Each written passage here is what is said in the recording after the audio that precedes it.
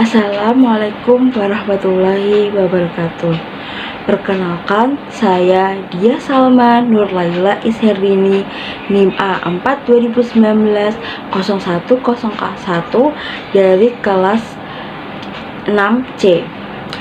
Di sini saya akan memaparkan jawaban UTS mata kuliah evolusi.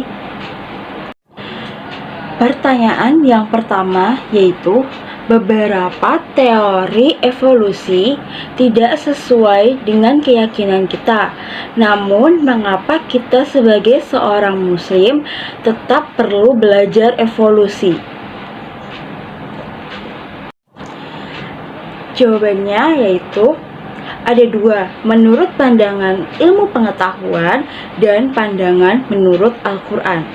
Yang pertama, pandangan ilmu pengetahuan yang diwakili oleh Robert Charles Darwin.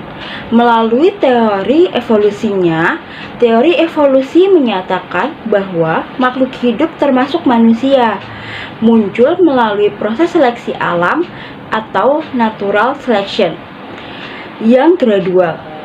Sehingga bagi sementara pihak, peran Tuhan sebagai pencipta akan terusik.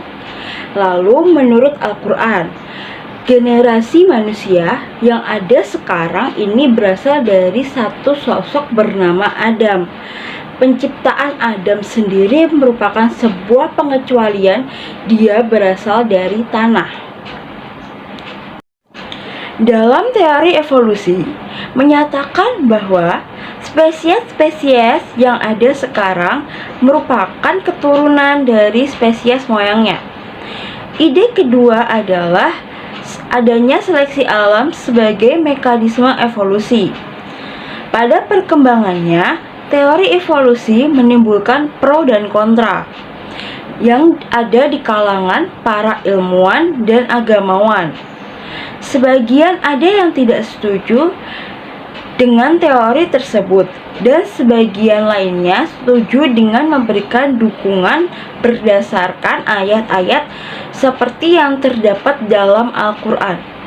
Namun demikian, memahami hubungan Al-Quran sebagai ilmu pengetahuan tidaklah berarti menganalisis apakah teori-teori ilmiah atau ilmu pengetahuan yang ada tersebut tercantum atau dijelaskan dalam Al-Quran atau tidak. Hal yang utama dan penting adalah dengan melihat apakah Al-Quran atau jiwa ayat-ayat Al-Quran tersebut menghambat perkembangan umum pengetahuan atau justru mendorong untuk menjadi lebih maju. Usaha-usaha untuk mengaitkan atau menampakkan hubungan antara Al-Quran dengan ilmu pengetahuan harus dilakukan dengan memahami karakteristik sains. Apabila kita dapat memahami perbedaan-perbedaan cakupan, tujuan, dan metode sains dan agama, pada dasarnya tidak ada pertentangan antara Al-Quran dengan ilmu pengetahuan. Meskipun ayat-ayat Al-Quran tidak menjelaskan tentang semua ilmu pengetahuan atau teori ilmiah secara detail. Teori evolusi, terlepas dari benar atau tidaknya, dapat memiliki makna religius tertentu. Pertanyaan yang kedua yaitu, jelaskan pengertian evolusi dan apa maksud pernyataan evolution as theory and fact. Jawabannya adalah evolusi merupakan cabang biologi yang ada di dalamnya mempelajari tentang asal-usul dan sejarah makhluk hidup, serta hubungan genetik antara makhluk hidup satu dengan yang lainnya. Evolusi dapat diartikan sebagai perubahan yang dialami secara perlahan dalam jangka waktu yang lama. Lalu, pernyataan mengenai evolution as theory and fact. Evolusi as teori unfact terbagi menjadi dua penjelasan. Yang pertama tentang teori evolusi dan fakta evolusi. Yang pertama adalah teori evolusi. Teori evolusi merupakan penjelasan ilmiah termutakhir mengenai bagaimana perubahan ini dapat terjadi. Yang kedua yaitu fakta evolusi, yang merupakan sebuah fakta mengenai perubahan yang terpantau pada sebuah populasi selama beberapa waktu tertentu. Pertanyaan yang ketiga yaitu proses evolusi hidup melibatkan 5 mekanisme utama, yaitu mutasi, rekombinasi gen, gen flow, genetic drift, dan seleksi alam.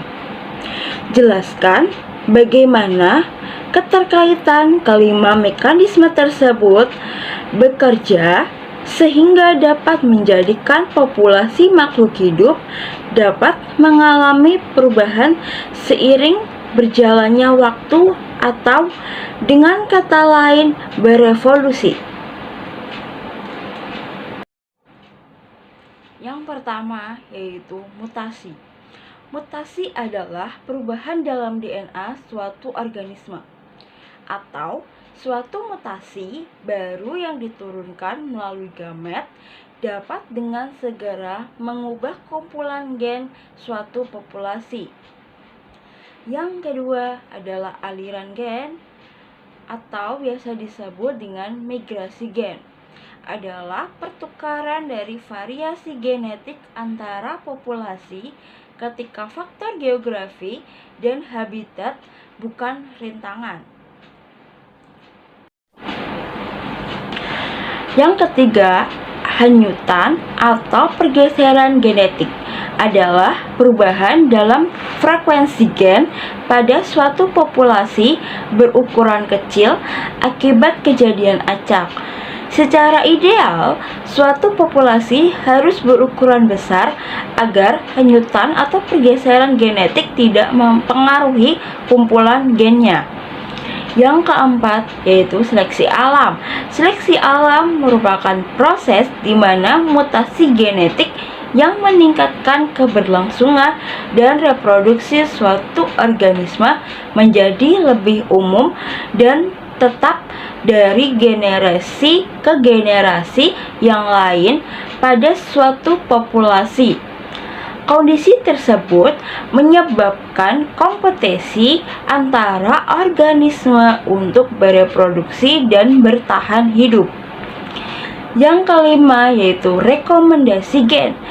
Rekomendasi gen terjadi karena adanya perkawinan silang. Kendati demikian, dapat kemungkinan besar muncul akibat adanya variasi spesies baru. Munculnya variasi baru yang membuatnya terjadi evolusi. Hubungan dari 5 mekanisme tersebut adalah mekanisme yang pertama yaitu terjadinya mutasi karena adanya variasi yang akan muncul apabila terjadi proses mutasi.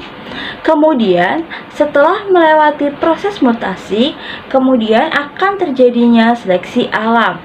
Seleksi yang bersifat alami akan menyebabkan variasi berkurang sekaligus terjadi hanyutan genetik baik yang secara alami atau buatan dan disertai dengan migrasi gen yang menyebabkan adanya penambahan variasi yang baru dari alel dalam populasi besar, maka frekuensi alel akan berubah. Di sini akan menyebabkan hanyutan genetik dikarenakan adanya sifat baru yang diperoleh dari perubahan gen akibat mutasi yang akan diwariskan ketika suatu individu bertahan hidup yang nantinya akan ada kemungkinan munculnya variasi spesies. Sekian paparan jawaban UTS mata kuliah evolusi dari saya. Jika ada salah kata mohon dimaafkan. Wassalamualaikum warahmatullahi wabarakatuh.